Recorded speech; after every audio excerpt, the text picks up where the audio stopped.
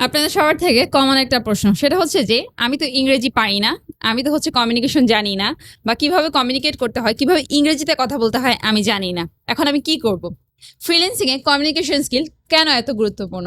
English communication জানা কি সত্যিই জরুরি ফ্রিল্যান্সিং এর ক্ষেত্রে? অনেকে মনে করেন ফ্রিল্যান্সিং এ শুধু স্কিল থাকলেই হবে, কিন্তু বাস্তবতা হলো শুধু স্কিল থাকলেই সফল হওয়া যায় না। স্কিলের পাশাপাশি ভালো কমিউনিকেশন স্কিল থাকাও কিন্তু সমান গুরুত্বপূর্ণ। কারণ ফ্রিল্যান্সিং এ আপনি কোনো অফিসে বসে কাজ করছেন না, আপনি পৃথিবীর বিভিন্ন দেশের ক্লায়েন্টের সঙ্গে অনলাইনে কথা বলবেন, নিজের ঘরে থেকে কাজ করবেন। আপনার কাজ সম্পর্কে বুঝিয়ে বলতে হবে, ক্লায়েন্টের চাহিদা বুঝতে হবে, সময় মতো আপডেট দিতে হবে। কোনো সমস্যা হলে সেটার সমাধান নিয়েও কিন্তু আলোচনা করতে হবে। আপনাকে কিন্তু ক্লায়েন্টকে কনভিন্সও করতে হবে। ধরুন আপনি খুব ভালো গ্রাফিক ডিজাইনার বা ডিজিটাল মার্কেটার, কিন্তু ক্লায়েন্ট যদি আপনাকে কোনো কাজ বুঝিয়ে বলে আর আপনি সেটা বুঝতেই না পারেন, তাহলে কাজটি ভুল হওয়ার সম্ভাবনাই বেশি থাকবে। আবার আপনি যদি নিজের আইডিয়া বা প্রশ্ন ঠিকভাবে প্রকাশ করতে না পারেন, তাহলে ক্লায়েন্টের আস্থাও কিন্তু কমে যাবে আপনার প্রতি।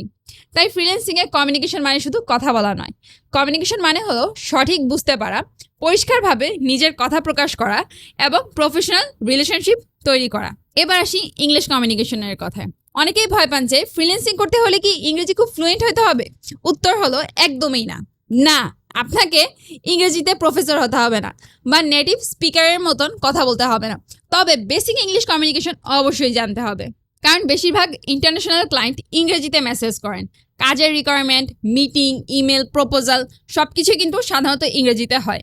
তাই অন্তত এমন পর্যায়ে ইংরেজি জানতে হবে যাতে আপনি ক্লায়েন্টের মেসেজগুলো বুঝতে পারেন, পড়তে পারেন এবং কী কী রিপ্লাই করতে হবে সেটাও বুঝতে পারেন বা নিজে প্রশ্ন করতে পারেন। ভিডিও কল বা জুম মিটিংয়ে সহজভাবে কথা বলতে পারেন। কাজের প্রোগ্রেস সুন্দরভাবে ক্লায়েন্টকে এক্সপ্লেইন করতে পারেন।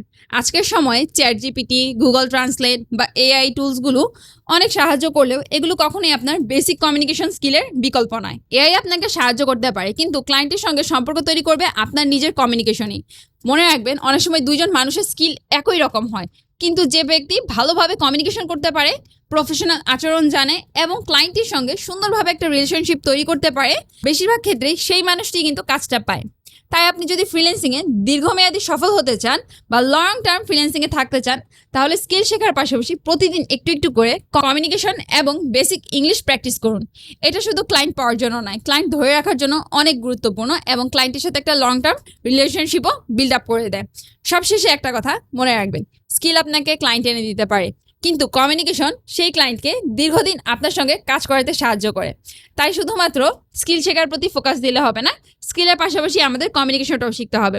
আপনি কমিউনিকেশনের যে বিষয়, এটা যদি আপনি ধরেন ইন্টারন্যাশনালি যদি কাজ না করেন, ওই ক্ষেত্রে হয়তো আপনি বাংলাতে কমিউনিকেট করে কাজটা করতে পারেন বা আপনার লোকাল ল্যাঙ্গুয়েজে যারা আছে তাদের সাথে কাজ করতে পারেন, কিন্তু ওই ক্ষেত্রে কাজ করতে গেলেও আপনার কমিউনিকেশনটা জানতে হবে। আপনি যেই ভাষায় কমিউনিকেট করেন না কেন, কমিউনিকেশনের যে স্কিলগুলো আছে এগুলো যদি আপনার মধ্যে প্রপার না থাকে, আপনি যদি প্রপার ম্যানার্স না জানেন, আপনার মধ্যে যদি প্রফেশনালিজমই না থাকে, আপনি কিন্তু দেশি বলেন আর ইন্টারন্যাশনাল বলেন, কোনো ক্লায়েন্টের সাথেই কাজ করতে পারবেন না। কারণ সব ক্লায়েন্টই কিন্তু আপনার আগে কমিউনিকেশনটা দেখবে, এখন সেটা আপনি ইংরেজিতে করেন বা নিজের লোকাল ভাষায় করেন। আর ইন্টারন্যাশনাল কাজের জন্য আমাদের অবশ্যই বেসিক ইংরেজিটা জানতে হবে। ধন্যবাদ সবাইকে, ভালো থাকবেন। আজকের জন্য এই পর্যন্তই।